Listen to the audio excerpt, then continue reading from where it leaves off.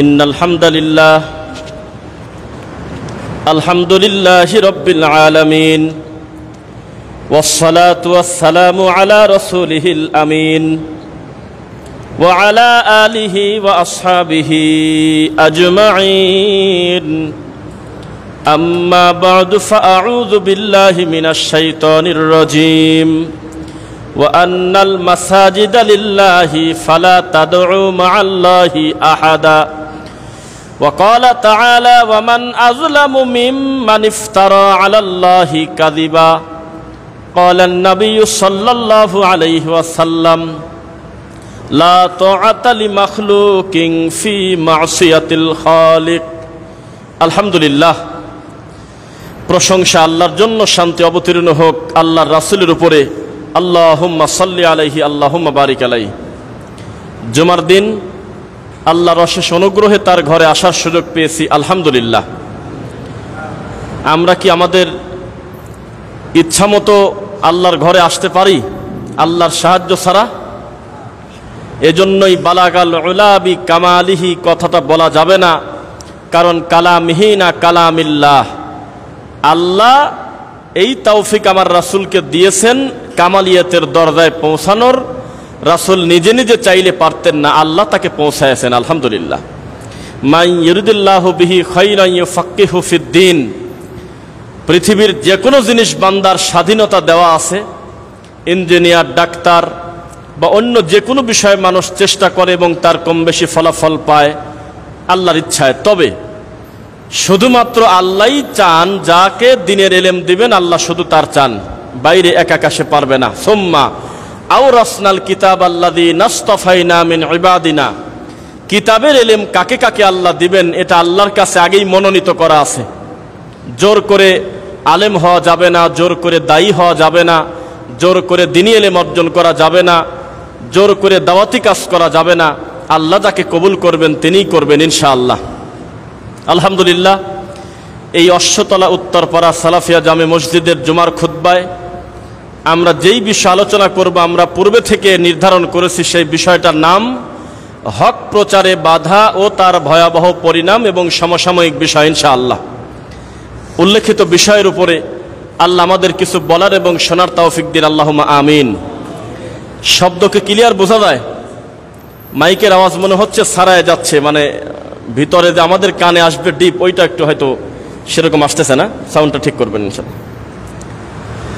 আল্লাহ সুবহানাহু ওয়া তাআলা আমাদের জন্য সবচেয়ে বড় ভাগ্যের কথা, আমরা ইসলামের উপরে এসেছি, দ্বীনের উপরে এসেছি।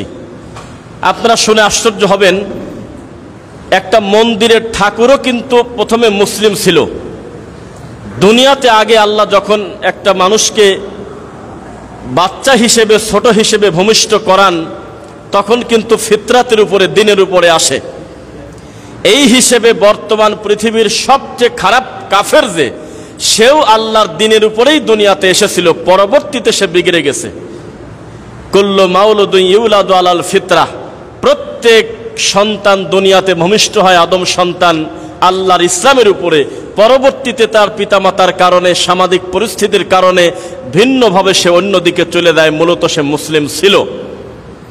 এজন্য কেউ যদি নবমুসলিম হয়, আগে ছিল হিন্দু এখন হয়েছে মুসলিম, তাকে আমরা কনভার্ট মুসলিম বলি না, বলা যায় না।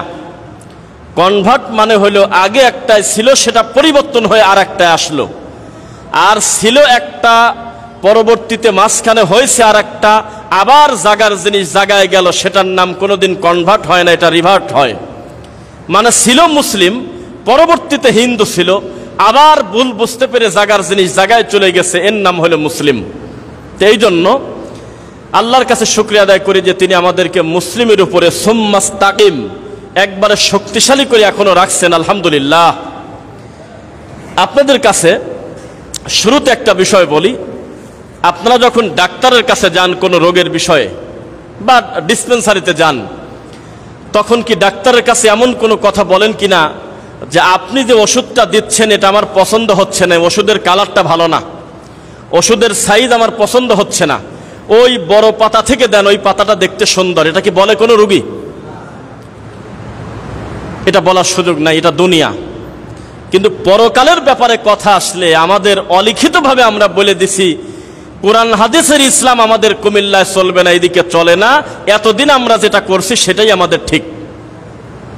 এখন একটা ব্যক্তির 30 বছর সিগারেট খায় কিন্তু তার ক্যান্সার হয় নাই, না হতে পারে। 40 বছর সিগারেট বিড়ি গাঁজা খায়, এখনো পর্যন্ত তার শরীরে বড় ধরনের রোগ নাই, হতে পারে। তবে জেনে রাখেন, পৃথিবীতে একজন মানুষেরও যদি মাদকে ক্যান্সার ধরা পড়ে তাহলে সারা পৃথিবীর সমস্ত মাদকাসক্ত লোকদের এই খাদ্যটা হারাম হওয়ার জন্য যথেষ্ট।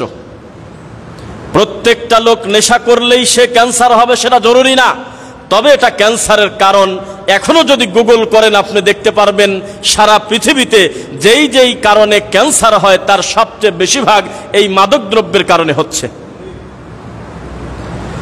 তো জাল হাদিস প্রচার করার কারণে, বিদআত করার কারণে, শিরিক করার কারণে দুনিয়াতে হয়তো আপনি ভালো আছেন, হয়তো এখন কোনো কিছু হচ্ছে না, তবে আপনি জেনে রাখবেন আপনার এই কর্ম রাসূল সাল্লাল্লাহু আলাইহি ওয়াসাল্লামের কর্মের বিরোধী হওয়ার কারণে এই দুনিয়াতে হতে পারে হয়তো কিছু হচ্ছে না, কিন্তু পরকালে তার পরিণাম খুবই ভয়াবহ। আল্লাহ শরীয়ত বানাতে নিষেধ করেছেন, আল ইয়াউমা আকমালতু লাকুম দীনাকুম ওয়া আতমামতু আলাইকুম নি'মাতি ওয়া রাদিতু লাকুমুল ইসলাম দীনা। এই একটা কথা দিয়ে পৃথিবীর সব তন্ত্র মন্ত্রকে দাফন করে দেওয়া যায়, একটা আয়াত দিয়ে। এই কামেল মানে হলো পরিপূর্ণ। আরবিতে কামিল শব্দের অর্থ পরিপূর্ণ। পরিপূর্ণ মানে একেবারে পূর্ণ হয়ে গেছে, আর এক ফোঁটা পানি দিলে গ্লাসের উপরে পড়ে যাবে, কমানো বাড়ানোর সুযোগ নাই, এটার নাম হলো কামিল। এই ইসলামের ভিতরে যদি কেউ এইরকম সুযোগ আল্লাহ রাখতেন, ভালো মানুষরা তোমরা তোমাদের মন মতো ইবাদত বানায়ো, তাহলে সেটা কোনোদিন ধর্ম থাকে না, হিন্দু ইহুদিদের মতো হয়ে যায়। আল্লাহর আসমানি কিতাব পর্যন্ত তারা বিকৃত করেছে, একটার নাম দিয়েছে ওল্ড টেস্টামেন্ট, একটার নাম দিয়েছে নিউ টেস্টামেন্ট। এত পুরাতন ওল্ডেরটা আমাদের চলে না, আল্লাহর কিতাবকে তারা ভেঙে ভেঙে নিজেদের মন মতো কিছু লাগিয়ে সাজায় দিয়েছে। এটা কি ইসলাম? ইসলাম কি? যা ছিল মুহাম্মদ সাল্লাল্লাহু আলাইহি ওয়াসাল্লামের সময় তাই থাকবে এখন ইনশাআল্লাহ। দেখেন, আমাদের সমাজে সব বেদাত কিন্তু দেখতে খারাপ না, বরং দেখতে খুব চকচকা। আপনি যদি মিলাদ পড়েন আপনার প্রতিবেশীর কোনো আসে যায়? বলেন, আমার মায়ের পেটের ভাই যদি তাবিজ কবজের ব্যবসা করে তাতে দুনিয়াবি আমার কোনো ক্ষতি আছে কিনা?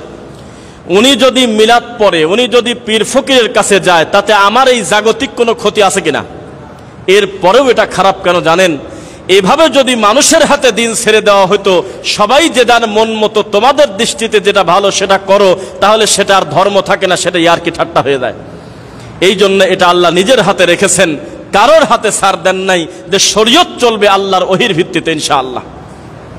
দেখেন, আমাদের নবী মুহাম্মদ সাল্লাল্লাহু আলাইহি ওয়াসাল্লামের পরে কি নবী আসবে? আর ঈসা আলাইহিস সালাম আসবে, তিনি কি নবী হিসেবে আসবেন?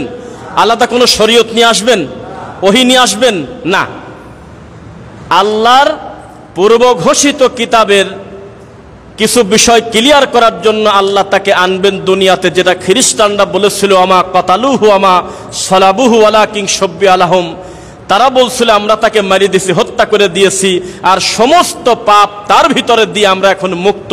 এটা ক্লিয়ার করার জন্য আবার তিনি দুনিয়াতে আসবেন, আল্লাহ তাকে পাঠাবেন, কারণ তার অবশিষ্ট হায়াত আল্লাহর কাছে জমা আছে। সুবহানাল্লাহ। কিন্তু আলাদা কোনো ওহী নিয়ে আসবে না, কিয়ামত পর্যন্ত আলাদা কোনো ওহী নাজিল হবে না, আলাদা কোনো বিধান আসবে না, রাসূল আসবে না। এত কথা বলার পরেও কি শরীয়তে বিকৃতি আমাদের দেশে আমরা আনি নাই? আর যদি সুযোগ দেওয়া হতো তাহলে পরিস্থিতি কেমন হতো আপনি একটু বলেন। পীর সাহেব কেবলা একটা আংটি পরতো, সেই আংটি কামারের দোকানে গিয়ে গলায় হাজার হাজার টুকরা করে করে পলিথিনে জমা করেছে। যখনই একটা লোক মুরিদ হয় তার একটা করে কণা দিয়ে বলে এই কণা যুক্ত করে একটা সুন্দর আংটি বানায় হাতে রাখো, তখন বোঝা যাবে আল্লাহর নবীর হাতের আংটি তোমার হাতে আছে।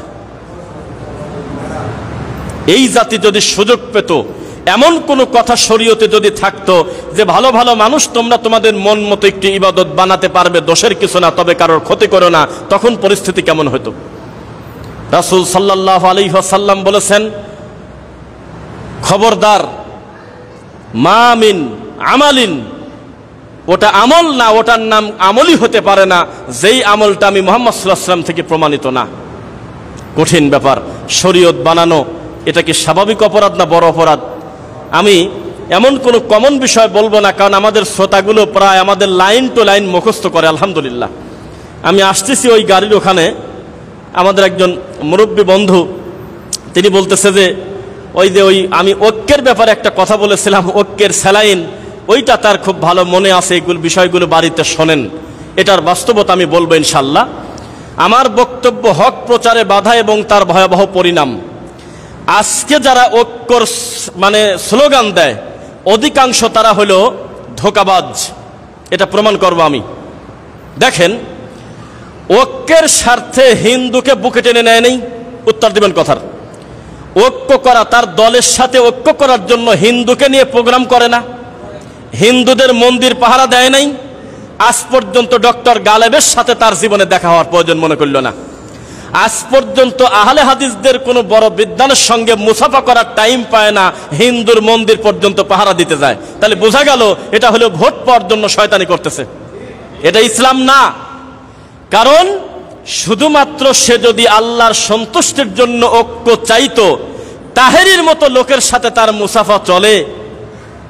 মরে গেছে আপনার তুফাজ্জল বৈরাগী, মরার আগ পর্যন্ত যেই লোকটা লিটন দেওয়ান চিশতির আংটি বিক্রি করে মুশরিক হয়ে কবরে গেল, এটা আমরা মনে করি, কারণ দৃশ্যমান তওবা তিনি করে নাই। এইরকম একটা লোকের সাথে মুসাফা করে ঐক্যের স্বার্থে, হিন্দুদের মন্দির পর্যন্ত পাহারা দেয় ঐক্যের স্বার্থে, হিন্দু শাখা করে ঐক্যের স্বার্থে। আজও পর্যন্ত জীবনে দেখলাম না রাজশাহীতে গিয়ে ডক্টর আসাদুল্লাহ গালিব স্যারের সঙ্গে অথবা শহীদুল্লাহ খান মাদানির সঙ্গে অথবা মূলধারার সালাফি কোনো বিদ্বানের সঙ্গে এক টেবিলে বসে 2 মিনিট সময় দিল, তা সময় নেই। কারণ তারা জানে এই পৃথিবীতে যদি আমরা জিলাফি খেতে চাই আর ভাগ বন্টন করে যদি ধর্ম বিক্রি করতে চাই, আহলে হাদিসদের ডাকলেও লাভ নাই, না ডাকলেও লাভ নাই, ওরা আসবে না। কারণ জানে তাদের সঙ্গে 1 কোটি বার বৈঠক করার পরেও তারা আমাদের ভোট দেবে না, তারা এই পদ্ধতিতে আসবে না, তারা আমাদের সঙ্গে মিলে শিরক বেদাত করবে না, তারা দুনিয়াবি স্বার্থে আমাদের সঙ্গে মিলবে না। এই কারণে যায় লাভ নাই জন্য তারা পলাতক হিসেবে ঘোরে আর মানুষের কাছে প্রচার করে আমরা নাকি ফিতনাবাজ। তোমার ঐক্যের ভিতরে আহলে হাদিসদের জায়গা হবে না কেন? ভালো কথা, যাদের গায়ের সঙ্গে লেগে আছে আহলে হাদিস, ভালো কথা তাদের কাছে না গেলেন। আমাদের এই দেশে ডক্টরেট ডিগ্রিধারী মাদানি বড় বড় বিদ্বান কম না বেশি আছে বলেন? সারা বাংলাদেশে আপনি এখন জরিপ চালান, এই দেশে বিশ্ববিদ্যালয় থেকে পড়াশোনা করে, মদিনা থেকে পড়াশোনা করে সারা বাংলাদেশের ভিতরে সবচেয়ে উল্লেখযোগ্য বড় বড় বিদ্বান যারা ডক্টর, তার 99% হলো আহলে হাদিসদের কাছে। কেন তাদের কাছে একটু বসেন না, মুসাফা করেন না, যে আপনাদেরকে আমরা মুসলিম মনে করি? ঐক্যের স্বার্থে চরমুনার কাছে গিয়ে সরাসরি শিরক দেখার পরেও গেটে যায় বলতেছে আমি এখানে কোনো শিরক দেখি নাই, আমি এখানে দেখছি দিনের বড় মার্কাস। এটাই যদি আপনার আকীদা হয়, কেন আপনার মনে হলো না যারা নিঃস্বার্থভাবে আল্লাহর দিন মানে জীবনে কোনোদিন শিরক করে না, বেদাতের সাথে আপোষ করে না, তাদের সঙ্গে আমি একটু ঐক্য করলে অসুবিধা কি? এতে কেন মানুষ পাবলিক বোঝে না? এগুলো হলো ধোঁকাবাজি।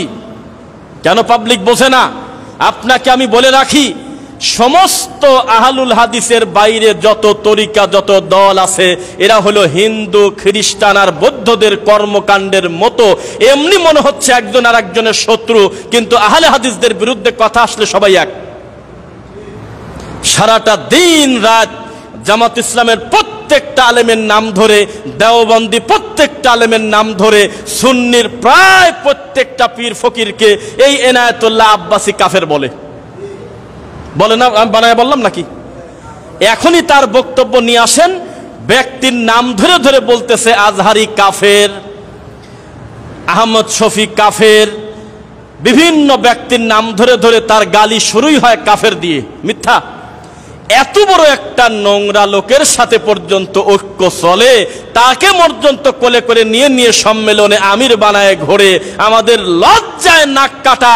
এই সম্মেলনের ভিতরে আহলুল হাদিসদের ব্যাপারে একটা ভালো কথা বলে না, আমাদের মসজিদ পর্যন্ত ভেঙে দেয়, বোবা শয়তান একটা টু শব্দ পর্যন্ত করে না। আপনাকে মনে রাখা ভালো, আপনি এখনো জানেন না ব্রাহ্মণবাড়িয়ার মসজিদ যারা ভেঙেছে তারা হলো বঙ্গীয় ইসরায়েল। কি বলছি বলেন আমাকে? বঙ্গীয় ইসরায়েল, তারা বাংলা ভাষার ইসরায়েল। সব এক, শুধু প্যাকেটটা আলাদা। কোনো একটা প্যাকেটে লেখা আছে প্রাণ, কোনো একটা প্যাকেটে লেখা আছে প্যারাসিটামল, কোনো একটা প্যাকেটে লেখা আছে নাফা এক্সট্রা, কোনো একটা প্যাকেটে লেখা আছে ডুয়েট, বিভিন্ন নামে আছে, তবে মূল কোম্পানি এক। এক গ্রুপের বহু ওষুধ থাকে, খালি খোলসটা ভিন্ন, দেখতে কালার ভিন্ন। এই বেদাতির পরিস্থিতি হলো এমন, তারা সমস্ত বেদাতি আহলুল হাদিসদের বিরুদ্ধে এক, সব এক।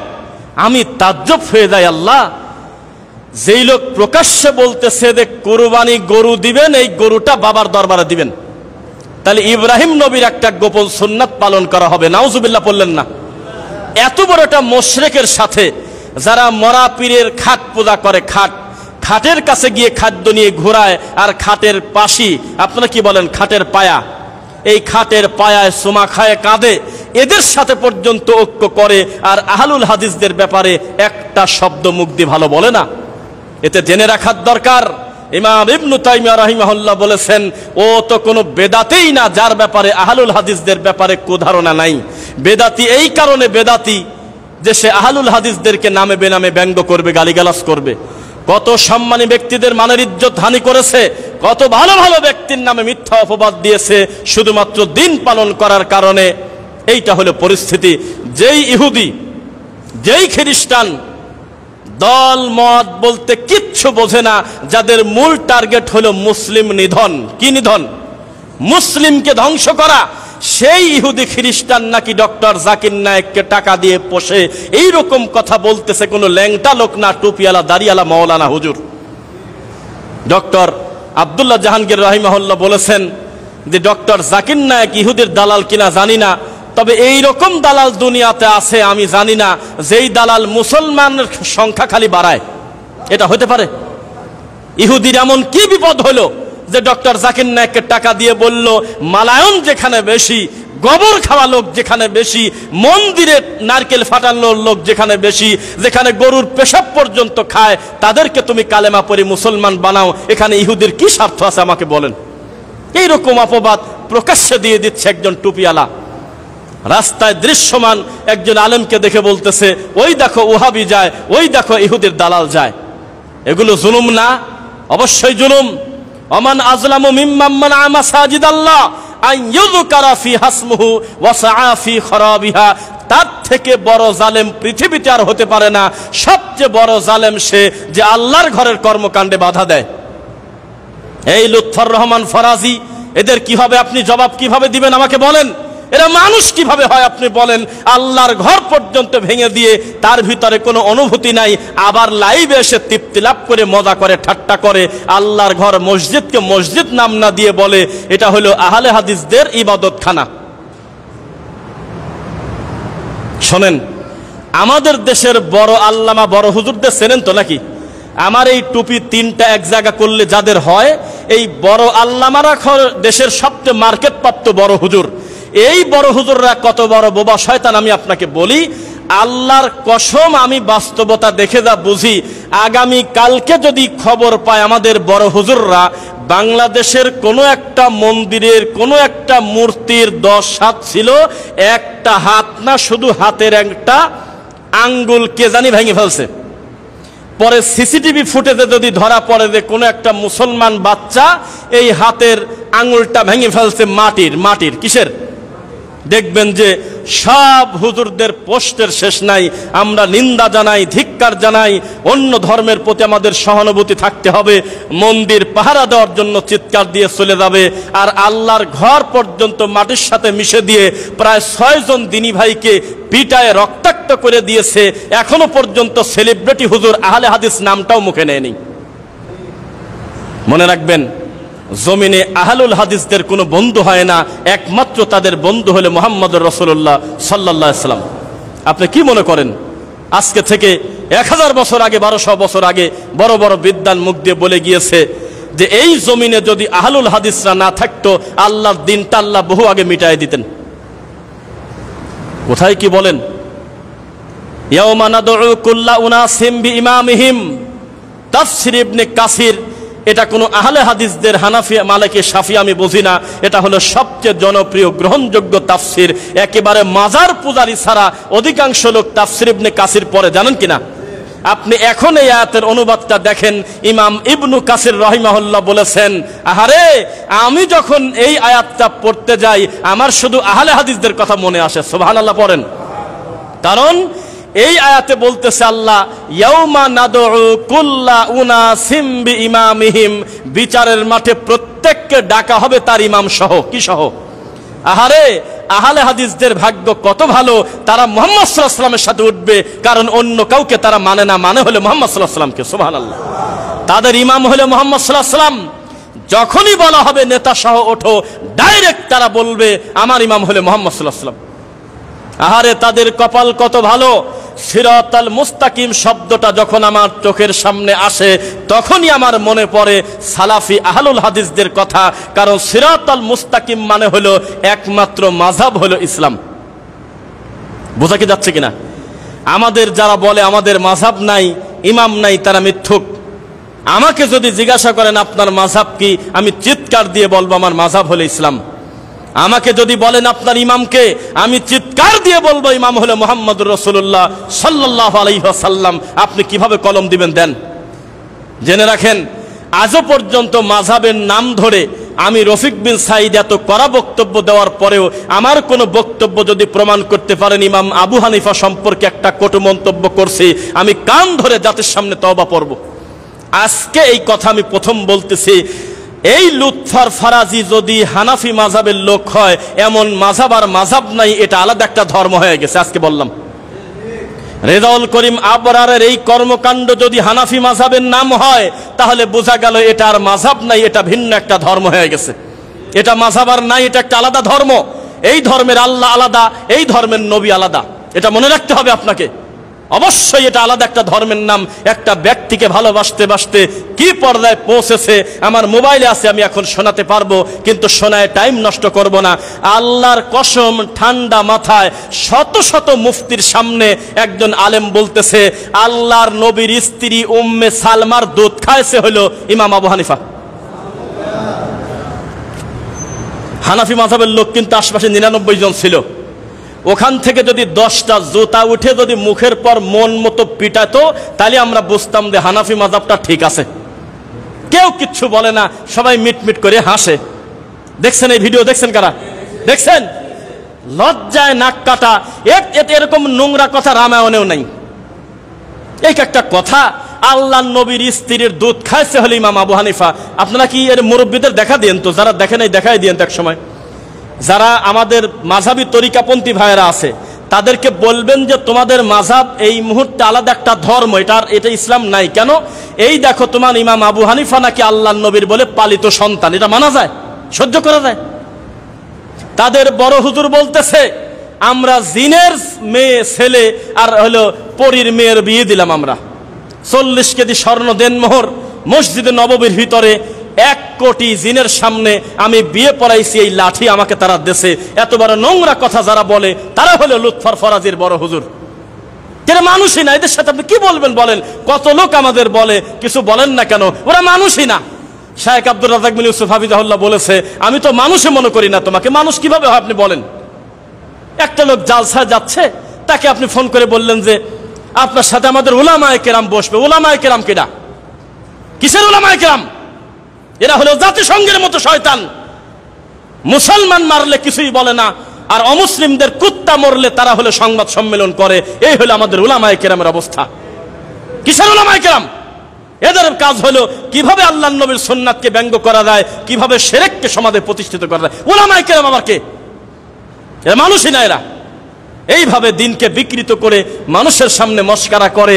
এত কড়া কথার ভিতরে একটা সুখবর দেব, শুনবেন? শুনবেন নাকি? আল্লাহর কসম, মসজিদ ভাঙা, গালাগালি করা, লুতুফারাজির মতো লোক তৈরি হওয়া, এগুলো মন্দের আলামত না।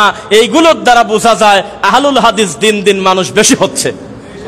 এই কারণেই তাদের ঘরে আগুন লাগছে। এটা মোটেও খারাপ কোনো কথা না, কারণ তারা টেনশনে পড়ে গিয়েছে। মন মতো প্রকাশ্যে জর্দা খেতে পারে না, মুসল্লি নিষেধ করে। তাবিজ নিতে গেলে আগে কিছুই বলতো না, এখন বলে যে এটা বলে শিরক। আগে বাড়িতে মারা গেলেই মিলাদ পড়ে চলে আসতো, এখন বাচ্চা বাচ্চা ছেলে প্রশ্ন করে মিলাদ পড়া নাকি বেদাত। এই সম্মুখীন হতে হতে প্রশ্নের চাপে পড়ে বিপদে পড়ে এখন খেপে গিয়ে বলতেছে এদেরকে ঠেকাও, আর যত বেশি চিৎকার দিচ্ছে তত বেশি দিনের মার্কাজ হচ্ছে ইনশাআল্লাহ। আপনার কি মনে পড়ে মাদ্রাসা দারুস সালামের কথা? এই যে এখানে 5 বছর আগে 4 বছর আগে মানুষ কোনোদিন কল্পনা করতে পেরেছে এত বড় একটা মার্কাজ আমাদের লাকসামে আমাদের ঘরের পাশে হবে? এটা আপনি ভাবছেন কোনোদিন? এইরকম আরো কত দিনে দিন প্রতিষ্ঠান হচ্ছে আপনার অজান্তে, আপনি জানেন না। এর নাম হলো তাওহীদের বিজয় ইনশাআল্লাহ। নীরবে দাওয়াতি কাজ হচ্ছে, হাজারো বাচ্চা এখানে পড়াশোনা করতেছে, করবে। এই বাচ্চাগুলো এক একটা গ্রামে গিয়ে এক একটা দাওয়াতি কাজের বড় বড় মার্কাজ হবে ইনশাআল্লাহ। এটাই হলো বিজয়। তাবিজ বিক্রি করতে করতে, জর্দা খেতে খেতে, মানুষের সামনে হাসির পাত্র হতে হতে কয়দিন পর দেখবেন যে রাস্তায় ঝুলানি ঘুরবে ইনশাআল্লাহ, সেই দিন আসতেছে। শোনেন, আমরা পড়াশোনা তো একটু করছি মাদ্রাসায়, ওই পড়ানি যদিও গর্ব করি না, কারণ ও কথা বলতেও লজ্জা করে। কারণ আমাদের মাদ্রাসায় যাদের কাছে পড়াশোনা করেছি, কেউ সুরেশ্বরের মুরিদ, কেউ ফুরফুরা ঠাকুরের মুরিদ, কেউ জয়নপুরের মুরিদ, বিভিন্ন পীর ফকির কেন্দ্রিক হলো তাদের আকীদা মানহাজ। এটা হলো তাদের পড়াশোনার ধরন। দেখা গেল যে নিজেই একজন ডবল MA পাস আলেম, কিন্তু সারা বছর পর পীরের কাছে গিয়ে জি আব্বা করে।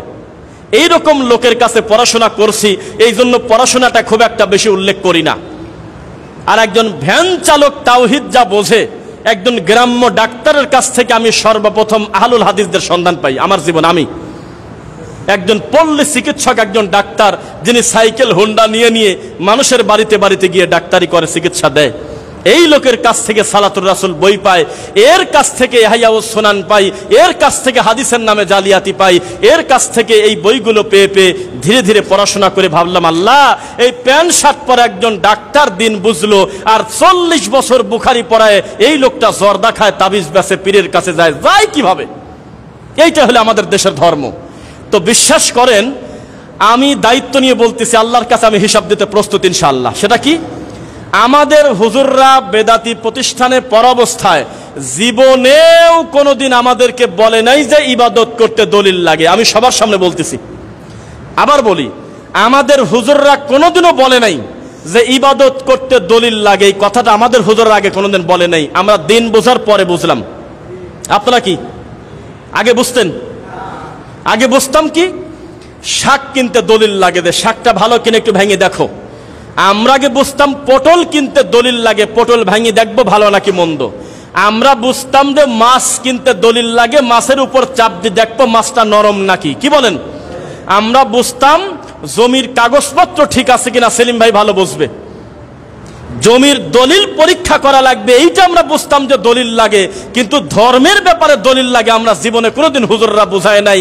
পরবর্তীতে দেখলাম যে না, জমির ব্যাপারে দলিল বোঝার চাইতে কোটি গুণে বেশি বোঝার গুরুত্ব হলো ইবাদতের ব্যাপারে দলিল। কারণ জমির ব্যাপার যদি কিছু মিস্টেক হয়ে যায়, পরকাল হারাবে না, দুনিয়ার ক্ষতি হবে। কিন্তু দিনের ব্যাপারে যদি দলিল না থাকে, পরকাল হারাবে। বুঝতেছেন আমার কথা? শোনেন, সেলিম ভাইকে নাম বললাম কেন? এটা সঙ্গত কারণে। ভাই জানবে, ইদানিং সরকারি একটা গেজেট পাস হয়েছে কিছু কয়েক বছর আগে। আগে ভোগ দখলের উপরে একটা ব্যাপার ছিল সম্পদের, এখন তা নাই। কত বছর দখল করে আছেন সেটা বড় কথা না, দলিল যার জমি তার। কি ভাই, ঠিক আছে না ভাই? জানে, দলিল যার জমি তার। আপনি এখানে 15-20 বছর আমার সম্পদ ভোগ করেছেন জোর করে বা একভাবে ছিলেন, এখন নিয়ম আছে জমিও দিবেন, আবার ড্যামারেজ দিতে হবে। আপনি কিসের ভিত্তিতে এখানে বাড়ি করলেন? গত বছর মিলাদ হয়েছে এই কুমিল্লাতে, সেটা বড় কথা না, দলিল নাই, বাতিল। কত বছর তাবিজের ব্যবসা হয়েছে সেটা বড় কথা নয়, দলিল যেহেতু নাই সেটা বাতিল। এইভাবে যত কর্মকাণ্ড ধর্মের নামে হয়, এইগুলোর দলিল যদি না থাকে এগুলো বাতিল। বোঝা কি যাচ্ছে কিনা? মনে রাখেন, দলিল জিনিসটা কি জানেন? দুনিয়ার ব্যাপারে মানুষ খুব পটু। কোরআনের একটা আয়াত বলি, ইয়ালামুনা যাহিরাম মিনাল হায়াতিদ দুনিয়া ওয়া হুম আনিল আখিরাতি হুম গাফিলুন। দুনিয়ার ব্যাপারে তারা খুব ভালো বোঝে, কিন্তু পরকালের ব্যাপারে কথা আসলে বলে আমরা তো কিছু বুঝি না, আমরা বোকা। এই কথা বলে কিনা বলেন? শোনেন, আপন মায়ের পেটের 1 শতক জমি ভাইয়ের কাছ থেকে কিনতে এই লোকটা ইউনিয়ন পরিষদের থেকে থানায় চলে যাচ্ছে জমির দলিল চেক করতে, এটা ঠিক আছে কিনা? আমি একটা লোক আল্লাহ মিলায় দেয়, একজন লোকের হাতে কিছু কাগজ, উনি আর একজন পাশে বসে আছে, সবাই খেয়াল করবেন, এসএ পরসা, সিএস পরসা, আরএস পরসা, দলিল, খাজনা খারিজ, ভায়া দলিল, বিভিন্ন কিছু সেট করে করে একটা একটা করে নাম বলে, আর ওই লোকটা চুপ করে বসে শুনতেছে আর কাগজগুলো দেয়, কিন্তু বোঝে না যে কোনটা কি, মূর্খ। তো তখন আমি এটা সুযোগ পেয়ে গেলাম, বসেই আসি, বাবাজি আপনি কাগজপাতি বোঝেন না? তোকে না, আমি তো দলিল বুঝি না। প্রথমে ওনাকে জর্দার ব্যাপারে বলাতে উনি মন খারাপ করছিল, এই জন্য কথাটা বললাম। তো দলিল বোঝেন না, তো দলিল আপনি আনছেন কি কারণে? এই জমি যার থেকে নিবেন তার উচিত ছিল আপনার কাছে দলিল না দেওয়া। পড়াশোনা জানেন না, ভায়া দলিল কাকে বলে বোঝেন না, সিএস পরসা কাকে বলে বোঝেন না, আরএস পরসা কাকে বলে বোঝেন না, খাজনা খারিজ কাকে বলে বোঝেন না, মিউটেশন কাকে বলে বোঝেন না, কি বোঝেন তাহলে? যেহেতু বোঝেন না, আপনার হাতে কাগজ দেওয়াটা তার ঠিক হয়নি। এখন সে লোক কয় যে আরে আমি না হয় বুঝি না, আমার গ্রামে কি কাগজ বোঝা লোক নাই? এটাই তো আমরা বলি যে আপনি না হয় ধর্ম বোঝেন না, হুজুর ফাঁকি দিচ্ছে, আপনি না হয় দিন ধর্ম পড়তে জানেন না, বুঝতে জানেন না, আপনি না হয় মাদ্রাসা পড়েন নাই, তো দুনিয়ার ব্যাপারে কথা আসলে বলেন যে আমি না হয় কাগজ বুঝি না, প্রয়োজনে ইউনিয়নে চলে যাব, নইলে থানায় চলে যাব, আন্দাজে 1 শতক জায়গা আমি কিনবো না, আগে তদন্ত করে দেখবো দলিল আছে কিনা। ইবাদতের ব্যাপারে পরিষদ ছাড়ান না কি কারণে? গ্রামের হুজুরকে এত পূজা করেন কি কারণে? ব্যাপারটা কি? আমি ফেনীর একটা জায়গায় গিয়েছিলাম, ভালো করে মনে নাই, সেখানে আওলাদে রাসূল নামে একটা লোক হলো ইমাম। কেউ বলেন তো নাম কি তার? হ্যাঁ কি হ্যাঁ কি জানি একটা, যাই হোক, ওই তার নামের আগে আওলাদে রাসূল আছে। উনি হলো ওই এলাকার সবচেয়ে টপ হুজুর। সমস্ত মুসল্লি মনে পানে মানি নেছে যে এই লোকটা হলো আল্লাহর ওলি, নবীর বংশধর, আল্লাহর নবীর রক্ত তার শরীরে আছে। এবং আমরা যাই কিছু ওয়াজ নসিহত করি না কেন, অধিকাংশ লোকের পুরা বিশ্বাস হলো হুজুরের দিকে, উনি যেটা বলে সেটা হলো ডিসিশন। কথা বুঝতেছেন আমার?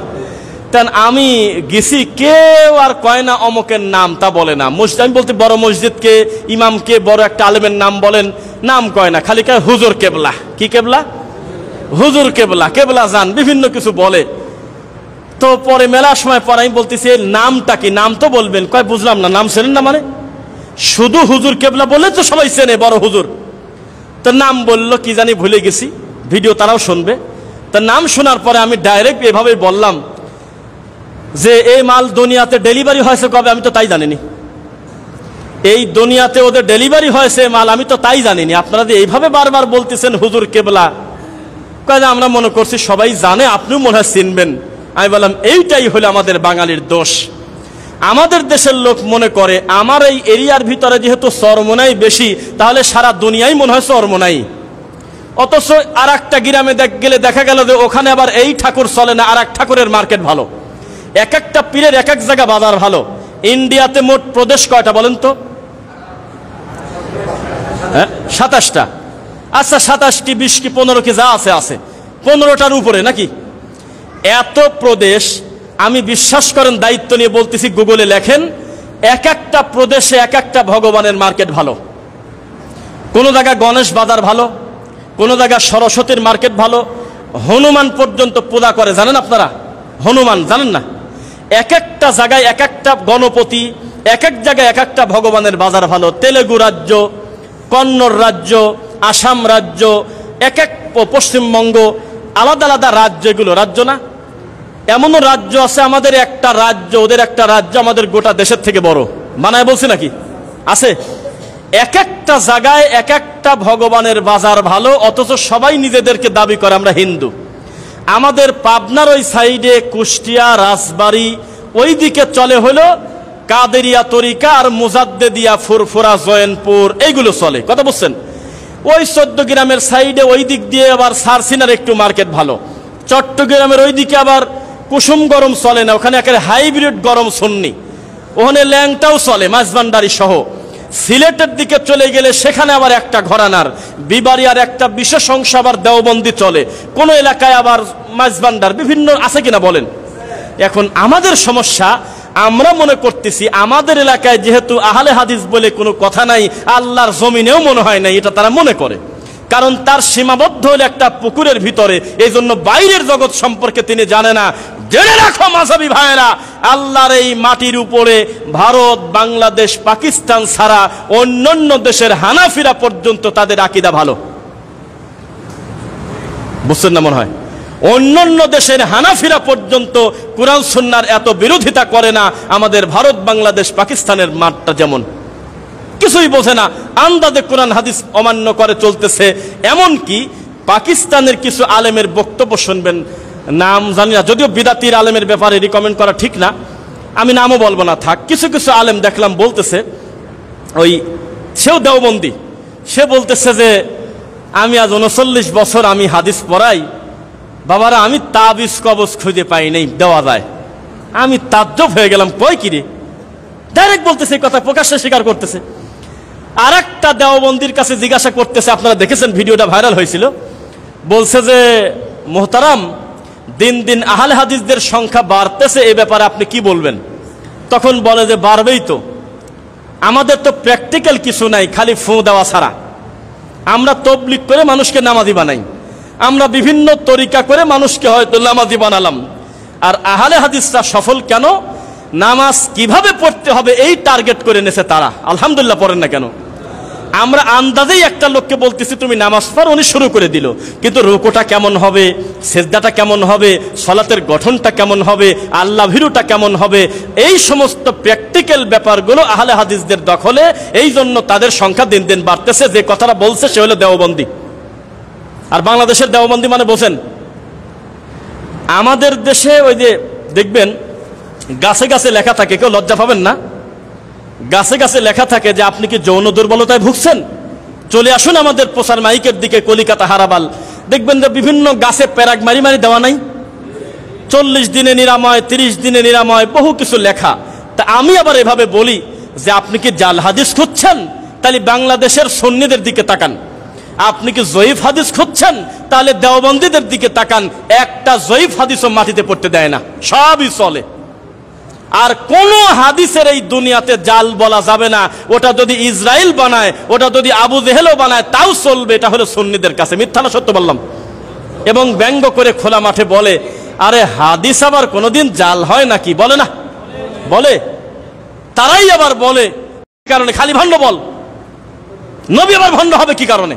বলতে হবে গোলাম মোহাম্মদ কাদিয়ানী একজন ভণ্ড। এ কথা বলে না, ভণ্ড নবী বলে। ভণ্ড নবী, তিনি নবী দাবি করেছে, তো দাবি তো যে কেউ করতে পারে, পারে কিনা? পারে না।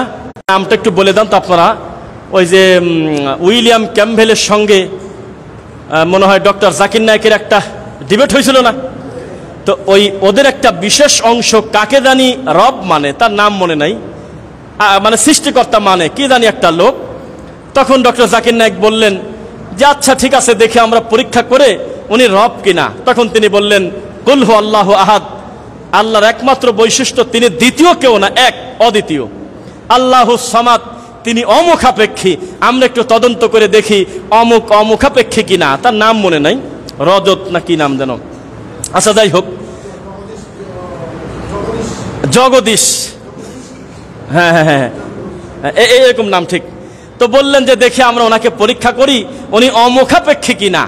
পরে বলতেছে এত মাথায় কি আল্লাহ দেশে, বলতেছে অমুক বছরের অমুক মাসের অমুক দিনে এই রজনীশ ও হইলো ডাক্তারের কাছে গিয়ে হাত পরীক্ষা করাইছিল।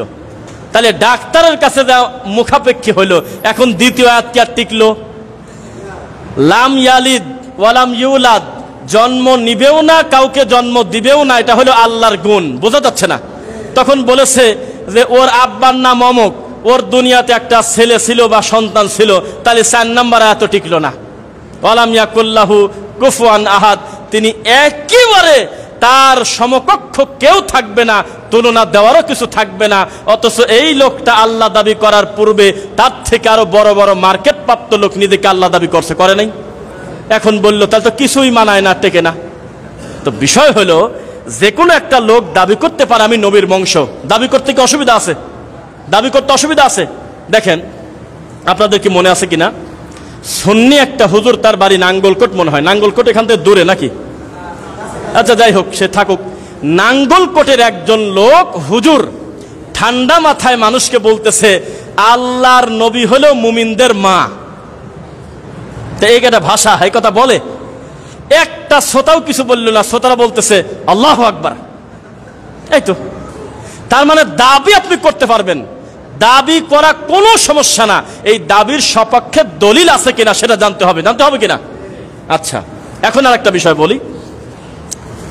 আমার আজকে খুতবা দিতে এসে আমার মনের কাছে খুব শান্তি লাগতেছে। আমার ভাইদের আমি অ্যাটেনশন, গুরুত্বটা ভালো পাচ্ছি। আল্লাহ যেন এই গুরুত্ব সহকারে দিনের কথা শুনে আমাদের জান্নাতি পর্যন্ত কবুল করেন। আমি একটা বক্তব্যে বলেছিলাম, কারণ মনে থাকলে একটু বলবেন, যে ওহে আমাদের মাযহাবী ভাইয়েরা, তরিকাপন্থী ভাইয়েরা, তোমরা আমাদেরকে গালি দাও, আহলে হাদিস কোনোদিন পড়াশোনা না করে হওয়া যায় না, এরকম একটা কথা বলছিলাম, মনে আছে কারণ? তোমরা মনে করো যে আমরা লেখাপড়া না করে আহলে হাদিস হইছি। লেখাপড়া না করে মাযহাবী হওয়া যায়, লেখাপড়া না করে আহলে হাদিস হওয়া যায় না। কেউ যদি জর্দা দিয়ে পান খায়, আকীদা যদি সালাফি হয়, আপনি যদি বলেন যে আপনি কি আহলে হাদিস, ও স্বীকারই করবে না ওই জর্দা গাল থেকে না ফেলানো পর্যন্ত। কেউ যদি টাকনুর নিচে কাপড় থাকে, তাকে যদি বলেন যে তুমি কি আহলে হাদিস, ও যদি দেখে যে টাকনুর নিচে কাপড়, তাড়াতাড়ি করে না ওঠানো পর্যন্ত স্বীকারই করবে না যে আমি আহলে হাদিস। আর ল্যাংটা কাপড়ই পরে না, সেও কয় যে আমি হানাফি মাযহাবের। এটা হইল? এটা কোন ধরনের ভাষা? ধর্ম কর্ম বিদ্যা বলতে কিচ্ছু নাই, এমন ব্যক্তি হলো তাদের পূজনীয়। মনে রাখবেন, আল্লাহ সুবহানাহু ওয়া তাআলা, একটা কথা বলি, সবাই মনোযোগ দিয়ে শুনবেন। আকাবির শব্দটা শুনছেন কারা কারা? একটু হাত তোলেন। আকাবির, এই শব্দটা আমাদের দেশে সবচেয়ে পূজনীয় শব্দ। দেওবন্দির এই শব্দটা বেশি ব্যবহার করে। কি শব্দ বলেন তো? আকাবির। কোরআন হাদিসের কথা যাই বলেন, বলবে যে রাখো তো সব কথা, আমার আকাবিররা যেটা বলে সেটা। 11টা টনটনা হাদিস, তাবিজ কবজ ব্যবহার করা যাবে না। মান আল্লাকা শাইআন উকিলা ইলাই, তাবিজ তো বহুদূরের কথা, মঙ্গলের আশায় কোনো কিছু লটকানো যাবে না। এখন তারা বলে কি জানেন, আমাদের আকাবির থানবি তো আর মানা করে নাই, এখনো থানবির বই পড়ে তারা, জানেন নাকি? হাকিমুল উম্মতের বই, নাম হলো বেহেশতি জেবর। জামাই শ্বশুর, ছেলের বউ আর শ্বশুর, আপন মায়ের পেটের ভাই একসঙ্গে বসে ওই বইটা রিডিংও পড়া যায় না, রিডিং পর্যন্ত পড়া যায় না। এইরকম একটা নোংরা রামায়ণের বই এখন এই দেওবন্দিরা ছাপায়, আর তাকে আকাবির মনে করে। আমরা আল্লাহর কসম করে বলতেছি, আমাদের হুজুররাও বলতো, বাবারা বড় বড় আকাবিরদেরকে মহব্বত করতে হবে বাবা। তা আমরা মনে করতাম আকাবির মানে হলো সম্মানিত বিরাট ব্যাপার। কুরআন মাজিদ পড়তে দেয়া দেখলাম যে বাপরে বাপ, আকাবির মানে হলো অপরাধীদের গডফাদার। হাসলেন, কথা কি ঠিক কিনা? আলেম ওলামাকে জিজ্ঞাসা করেন। আকাবিরা মুজরিমিহা লিয়ামকুরু ফিহা, আমি আল্লাহ প্রত্যেক জনপদে অপরাধীদের গডফাদারদেরকে অবকাশ দেই শয়তানি করার। তারা কারোর ক্ষতি করতে পারে না। ওয়ামা ইয়ামকুরুনা ইল্লা বিআনফুসিহিম ওয়ামা ইয়াশউরুন, মূলত তারা তাদের নিজেদেরকে ধ্বংস করে দেয়। ধ্বংস করে দেয় না? শোনেন, কষ্ট হচ্ছে না তো আপনাদের? আমি দ্রুত বলতেছি যাতে অনেক কথা বলতে পারি। আমাদের বাড়ি পাবনা। কোথায়?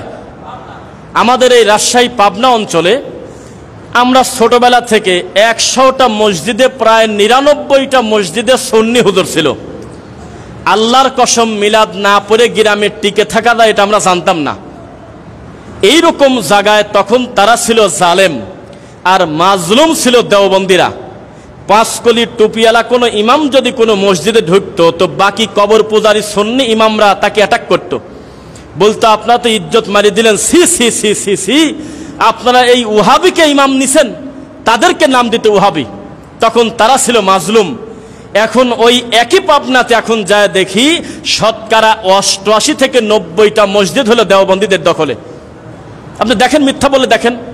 বিবাড়িয়া, সিলেট, চট্টগ্রামের এই রোডগুলো ছিল কবর পূজারীদের মারকাজ ও শিরক, তাদের বিশাল বড় শিরকের দুর্গ মারকাজ, তাদের সব রাজত্ব ছিল, ছিল না? এখন বিবাড়িয়া গিয়ে দেখেন দেওবন্দীদের চাপে সুন্নিরা কথা বলতে পারে না। মিথ্যা বলছে নাকি? এখন তারা আবার জালেম হয়ে গেছে, তাদের পরিস্থিতি এমন জুলুম করতে করতে ইনশাআল্লাহ এখন আবার আসবে আহলুল হাদিসদের বিজয় ইনশাআল্লাহ। একেবারে দৃশ্যমান আমি আপনাকে বলে দিলাম, আল্লাহর সিস্টেমটাই এমন। কোন জনপদ যদি আল্লাহর উপরে নাফরমানি করে, জুলুম করে, আল্লাহ মাজলুমকে যদি অমুসলিমও হয় তাকে দিয়ে তাকে ঘায়েল করে। এটা সিস্টেম, এটা সিস্টেম। বোঝা যাচ্ছে নাকি? সিস্টেম, এটা পরাজয়ের সিস্টেম। আবার যদি তারাও জুলুম করে, আবার তার পরিণতি খারাপ হবে, হবে কিনা বলেন? এখন আপনাদেরকে আমি বলি, তখন আমরা দেখতাম তাদেরকে গালিগালাজ করত, আর সেই দেওবন্দির এখন মসজিদে মসজিদে ঢুকে তাদের সংখ্যা এখন সবচেয়ে বেশি। কারণ তারা এক সময় ছিল মাজলুম, আবার তারা ক্ষমতা পেয়ে জুলুম করতেছে। ইনশাআল্লাহ আগামীর দিন হবে কোরআন সুন্নাহ দিন ইনশাআল্লাহ। হে আরশের মালিক আল্লাহ, তোমার কাছে বিচার দিলাম, তোমার ঘরের একটা ইঁটে হাত যে দিয়েছে এই জমিনে তাকে লাঞ্ছিত করে সারা পৃথিবীর মানুষের কাছে আকিবাতুল মুকাজ্জিবিন, মিথ্যাবাদীর যে পরিণতি আপনি করেছেন, ধ্বংস করে দিয়েছেন, তাদের পরিণতি তেমন করেন, আর নয়তো তাদেরকে হেদায়েত দেন আল্লাহ। আল্লাহ তুমি আমাদের অতীতের ভুলগুলো ক্ষমা করো।